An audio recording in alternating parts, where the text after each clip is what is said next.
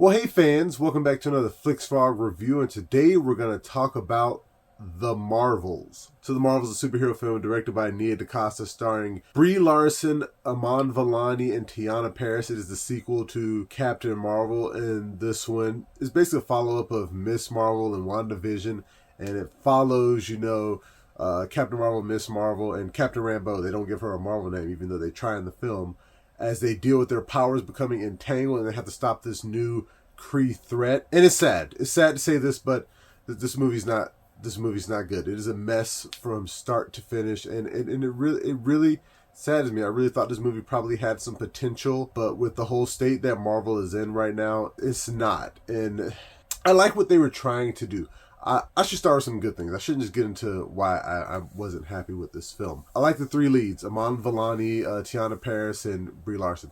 They're great. I like their chemistry. I like the way they work well together. I think in a better made film, seeing those three fight crime would have been amazing. I like there's like some emotional takes. You got Kamala Khan, who's seeing Captain Marvel. She's like, I love you so much. I adore you. I look up to you. You have Monica Rambeau, who has this familial relationship with Captain Marvel because, Carol Danvers and her mom were like best friends in the military. And then, of course, in reverse, this is like a girl that she calls her niece, and like Monica calls her aunt. So they have this relationship. So they each see each other in a different way. Iman Vellani, Miss Marvel, she doesn't really have a relationship with Monica Rambeau. They try to like come up with some kind of friendship, but it doesn't.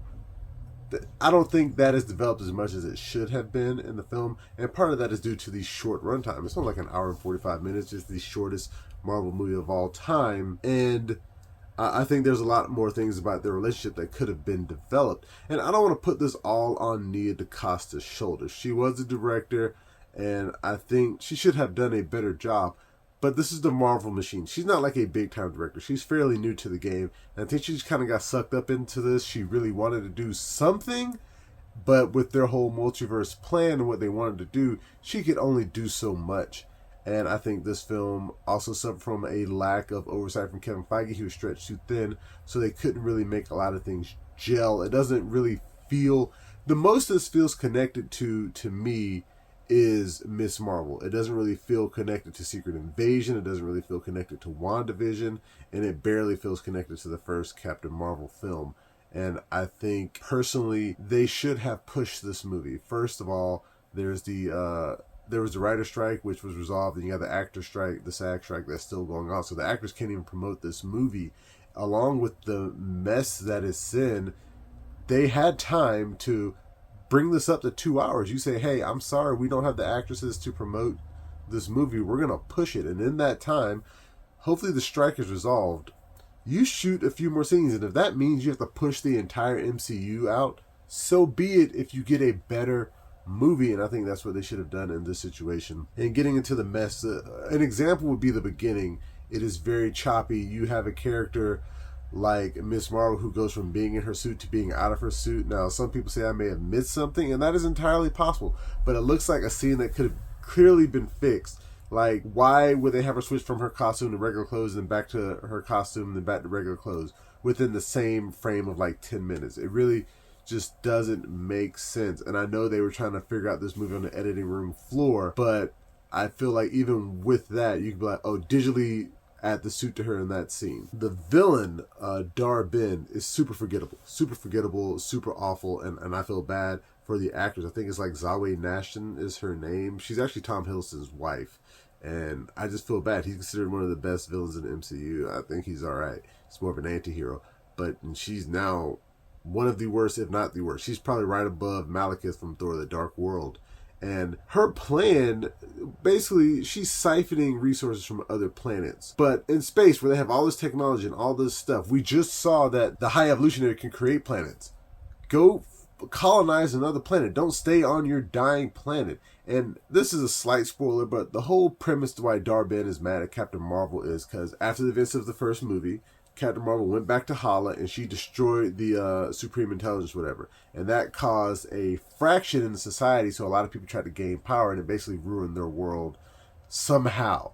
Like their air is no longer breathable. They're going through a drought, so all their water dried up. Their sun's dying. The destroying the Supreme Intelligence and causing the fraction in the society, sure, that's Captain Marvel's fault. The drought is not her fault. The sun dying is not her fault. So that just felt wrong. And the quantum bands, which we finally get kind of explained, that's what Miss Marvel has on her wrist, and Dar-Benn finds the other one. And those were apparently invented to like ages ago to create space travel, to create those ports.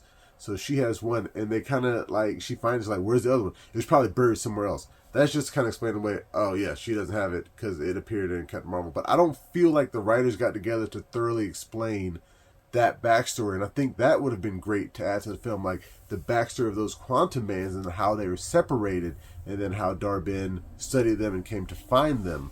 Like, she finds it pretty easy.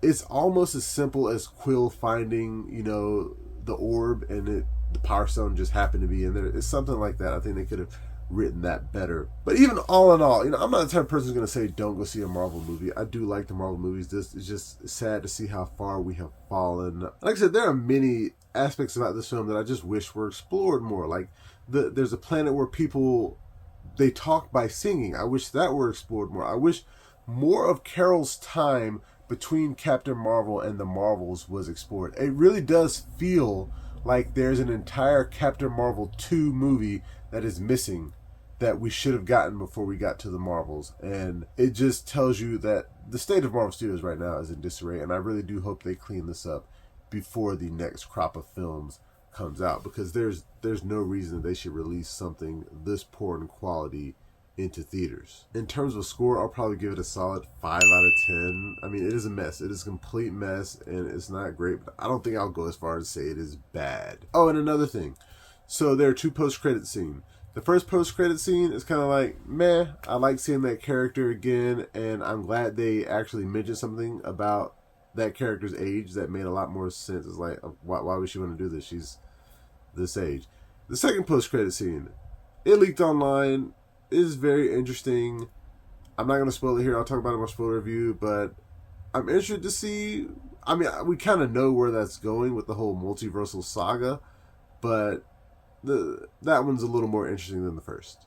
And I'll go deeper into my discussion on this film in my spoiler review, so make sure you check that out when I put it up. But thank you again for joining me for this review. Remember, you can find the full review here on YouTube and the website flipfrogllc.com/flixfrog. You can find us on Facebook, Instagram, Twitter, and Reddit. And please, pretty please, make sure you like, share, and subscribe. Subscribe to the YouTube channel, Facebook page, anything and everything Flipfrog, Flixfrog books. Make sure that you subscribe. And until next time, I'll be seeing you.